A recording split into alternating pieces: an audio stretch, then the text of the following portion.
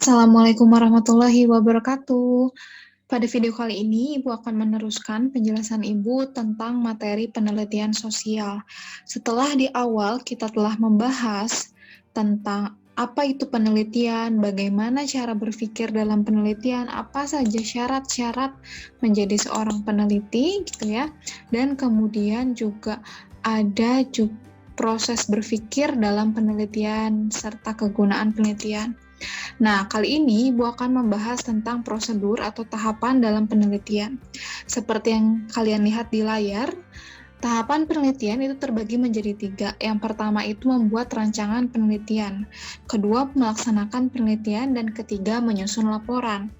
Nah, pada tahap membuat rancangan, kalian tentunya harus bisa dulu menentukan 5 hal.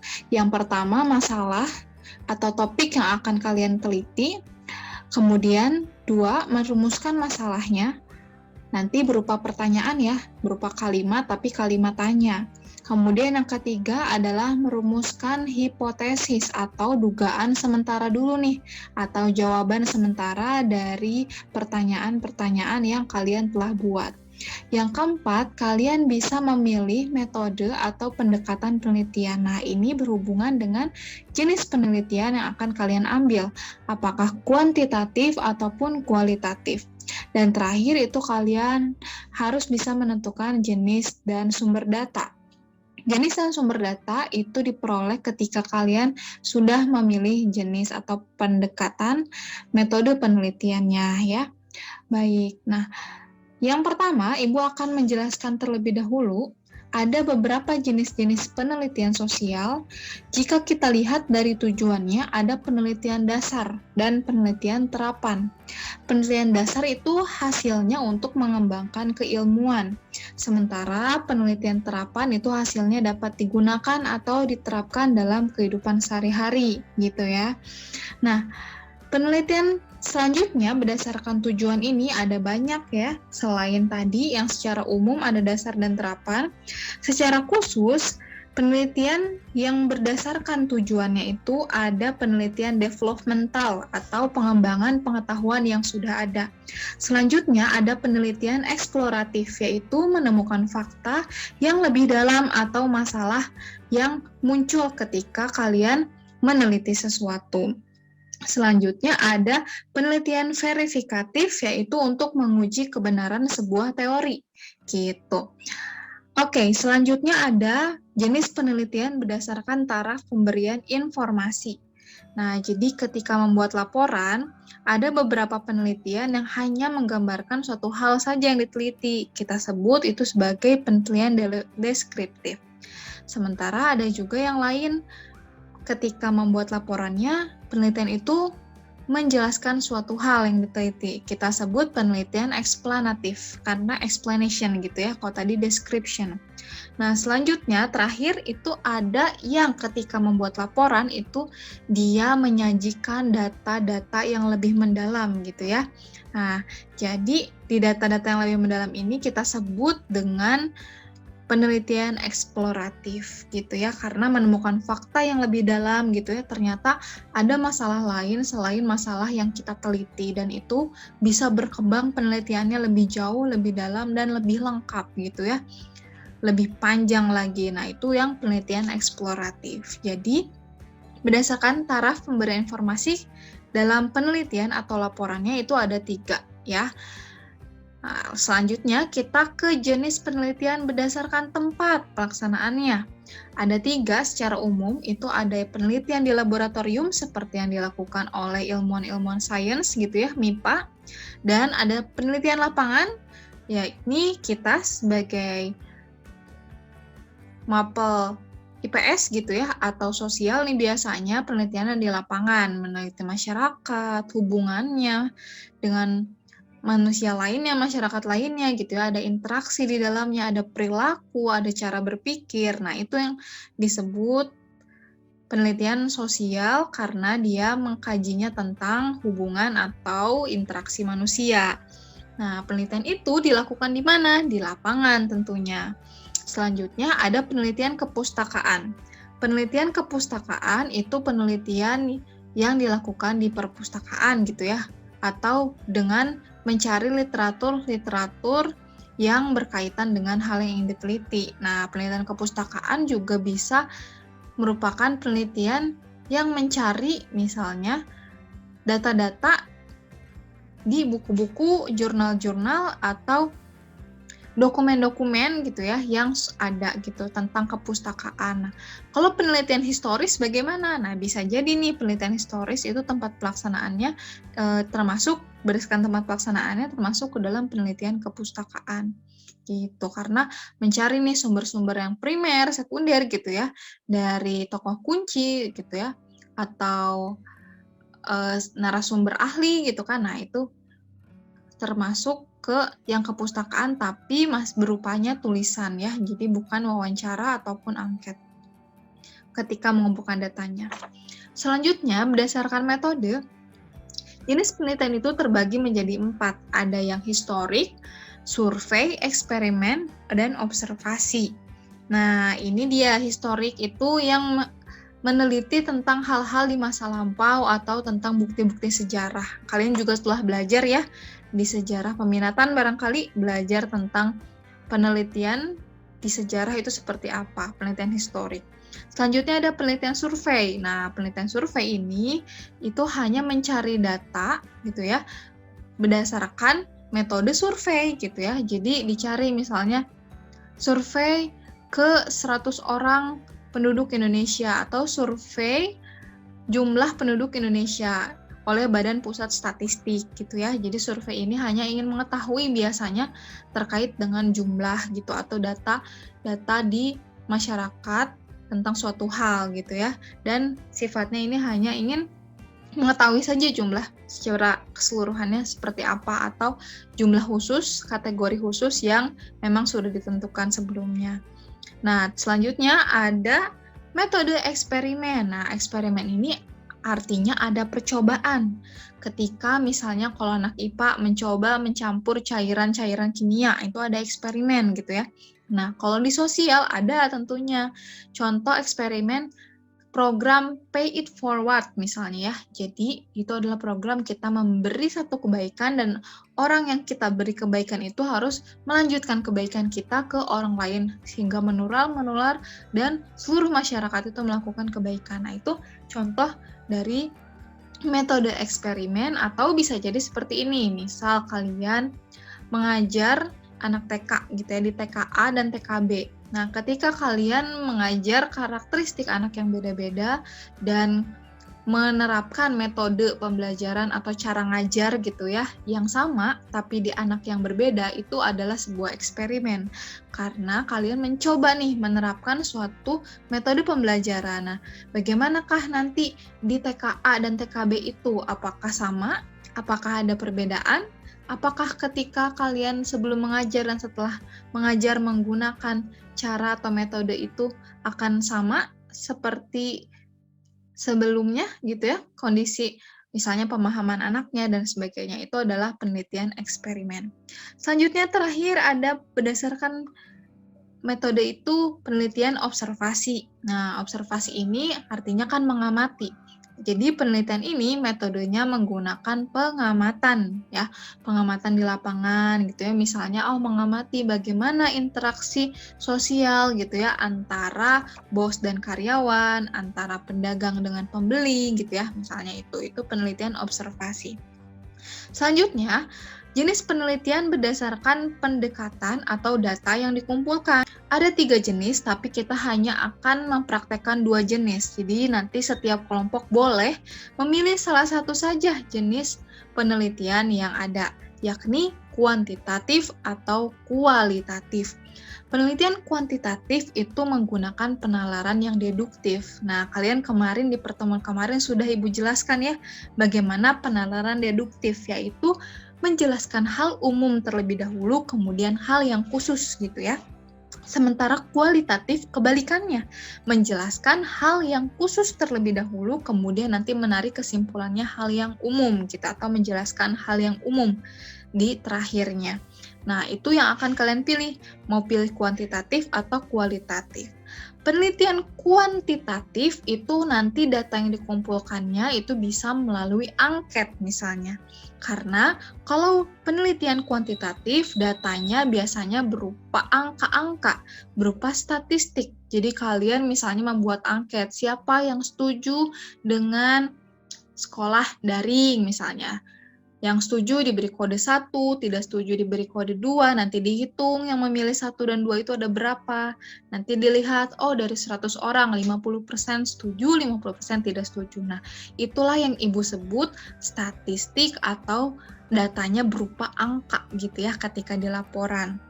Selanjutnya, ada penelitian kualitatif ya. Nanti data yang dikumpulkannya bisa melalui wawancara atau observasi. Jadi misalnya nanti kalian membuatnya bukan angket seperti kuantitatif tadi gitu ya, tapi membuatnya daftar pertanyaan wawancara. Jadi kalian langsung mewawancarai narasumber. Misalnya, apakah Bapak selama pandemi ini mengalami kesulitan ekonomi atau penurunan pendapatan? Misal ketika kalian ingin meneliti dampak pandemi terhadap perekonomian tetangga, misalnya kayak gitu ya. Nah, itu di kualitatif penjelasannya itu bukan menggunakan angka seperti kuantitatif, tapi menggunakan penjelasan kata-kata gitu ya dari hasil wawancara. Misal di laporannya itu bukan berapa persen gitu ya, terus setuju tidak setuju, yang berapa orang gitu ya, dari 100 orang berapa orang. Nah, tidak ada persen-persenan atau 50 hitung-hitungan gitu, 5%, 50% hitungan tidak ada. Itu adanya kalau di kualitatif itu hanya penjelasan. Misalnya bapaknya mengeluhkan bahwa memang ada penurunan pendapatan ditambah lagi biaya yang semakin naik. Nah, itu akan kalian jelaskan nanti di laporan penelitiannya. Nah, jadi kalian catat gitu ya si rekaman wawancaranya, terus nanti kalian bikin nih kira-kira kata kuncinya apa. Nanti Ibu akan bimbing setiap tahap demi tahapnya sehingga kalian gak akan kebingungan.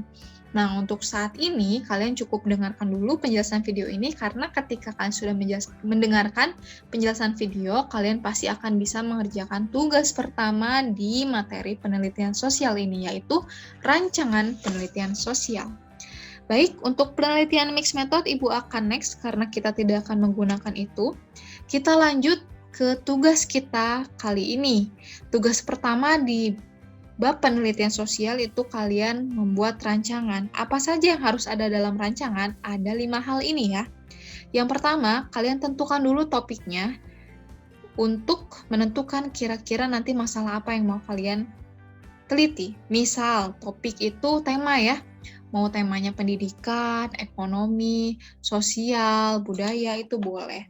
Nah, kalau sudah ada temanya, kalian bisa merinci ke rumusan masalah atau latar belakang gitu ya. Itu lebih spesifik lagi berupa masalahnya.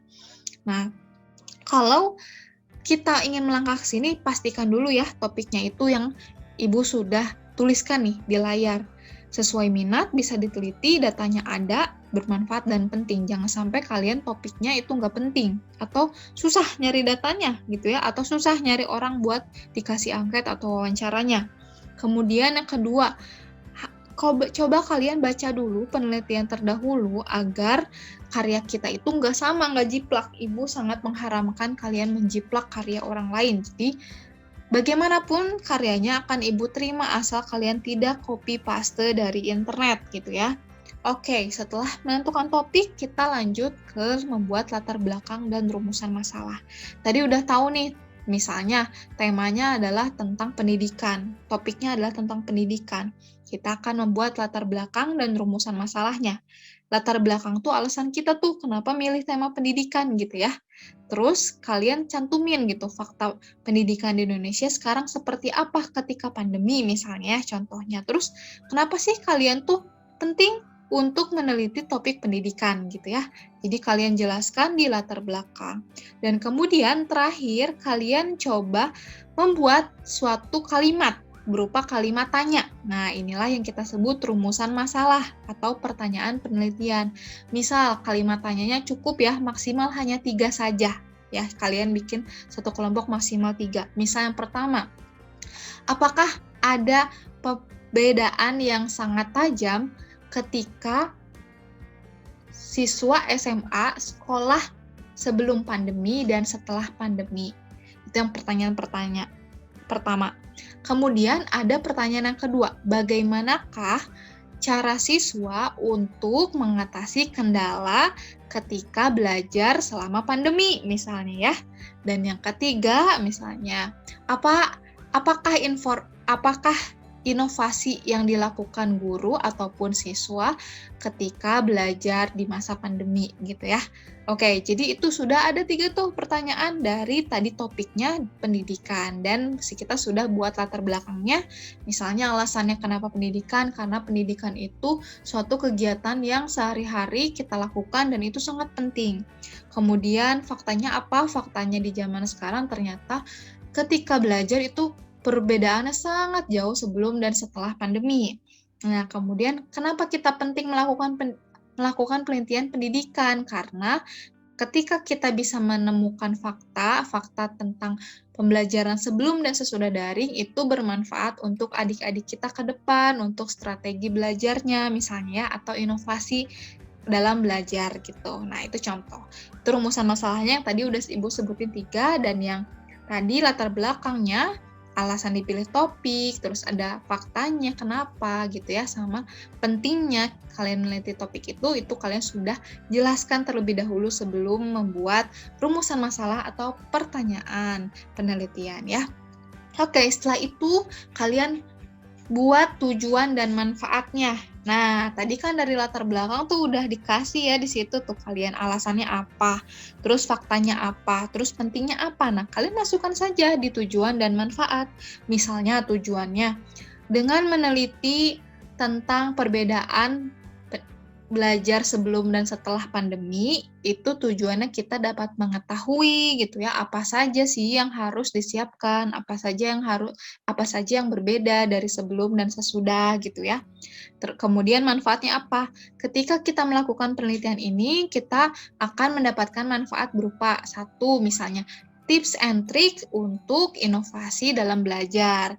Tips and trick misalnya belajar selama pandemi tanpa bosan misalnya gitu ya, atau lebih meningkatkan produktivitas kita sebagai siswa gitu ya setelah pandemi gitu. Jangan sampai perbedaannya dengan sebelum pandemi ini jauh banget gitu dan kita tuh jadi lebih malas misalnya. Itu manfaatnya. Itu kalian bisa cantumkan. Setelah itu, yang keempat adalah kalian perlu mencari literatur pendukung atau landasan teorinya gitu ya. Nah, jadi landasan teori itu masalah penelitian berdasarkan bacaan-bacaan. Nah, membantu menjawab masalah penelitian kalian dan juga bisa jadi definisi operasional. Nah, definisi operasional apa nih? Definisi operasional itu misalnya kayak gini.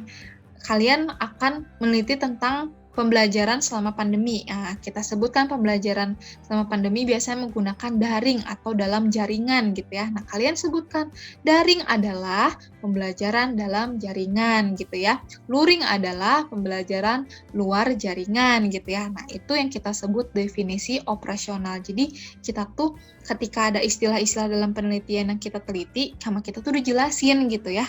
Nah, itu tuh kita sebut definisi operasional. Terus, kalau misalnya literatur pendukung sama teorinya apa, Bu? Nah, itu bisa kalian dapatkan nih ketika latar belakang, balik lagi ke latar belakang ya. Kalian membuat satu topik kan, dan itu tuh kalian mencari faktanya. Misalnya, faktanya di zaman sekarang, pembelajaran saat pandemi itu membuat siswa malas gitu ya. Nah, itu literatur itu bisa kalian cantumkan nih di sini di nomor 4 gitu ya, yang kalian cari dari misalnya berita atau dari artikel gitu ya, dari buku itu boleh. Nah, selanjutnya yang kelima nih, ada menentukan hipotesis. Hipotesis itu yang Ibu bilang dugaan sementara, jadi jawaban sementara dari pertanyaan penelitian kalian. Nah, hipotesis itu kalian jawab dulu sementara. Bu, dari mana bisa jawabnya, kan kita nggak tahu, makanya neliti. Nah, jawabnya dari literatur tadi pendukung gitu ya, mencari literatur pendukung. Jadi untuk jawaban sementara nih, kalian cari dulu misalnya pertama, adakah perbedaan? Oh iya, berdasarkan sumber misalnya dari buku ini atau dari berita ini ada nih perbedaannya gitu ya. Perbedaannya itu Kalau misalnya sebelum daring apa, sudah daring apa. Nah, kalian dapat dari mana jawabannya? Sementara dari internet gitu ya, sebelum kalian benar-benar neliti langsung misalnya. Bu, kalau neliti langsungnya nanti kita ngasih angket atau wawancaranya ke siapa? Bisa ke teman-teman ya, teman-teman di sekolah atau ke guru-guru di sekolah. Nah, itu kan fakta yang memang benar-benar kalian cari sendiri kebenarannya dan itu tuh melalui prosedur-prosedur. Sementara kalau yang di internet tadi kan masih dugaan sementara ya. Nah, tapi Ibu titip, kalau kalian mau cari data di internet, itu kalian wajib banget menggunakan artikel yang dari misalnya berita ya yang sudah terpercaya. Terus kalau bisa pakainya itu Scholar, jadi Google Scholar atau Google Cendekia. Nanti kalian bisa searching Google Cendekia itu apa, isinya jurnal semua. Kalian bacanya dari situ. Karena kalau misalnya bacanya dari blog gitu ya, atau dari internet yang biasa-biasa, itu tidak bisa dipertanggungjawabkan sumbernya, karena bukan dari penelitian asalnya. Sementara kalau di Google Cendekia atau Google Scholar gitu ya, itu kan jurnal ya. Kalau jurnal itu pasti dari penelitian orang yang sudah meneliti, dan itu pasti valid gitu ya. Beda sama blog, kalau blogspot gitu ya, WordPress, itu kan hanya pendapat-pendapat orang, bisa aja itu nggak jelas asal-usulnya gimana, dan itu tuh belum pernah diteliti, dia hanya berkomentar atau berargumen pendapat sendiri aja, nggak pernah dilihat fakta aslinya. Makanya Ibu sarankan mencari literatur gitu ya, itu harus dari jurnal, dari Google Cendekia atau Google Scholar. Oke, lanjut ya. Nah, ketika sudah dapat nih hipotesisnya, oh ternyata sementara gini nih jawabannya, kalian lanjut pilih metodenya. Metodenya atau pendekatan penelitiannya mau apa nih? Kayak tadi ya, ini masuknya ke jenis. Misalnya, Bu, aku maunya kuantitatif. Oke, 3 kelompok di kelas ini misalnya udah kuantitatif dan 3 kelompok lainnya kualitatif gitu ya.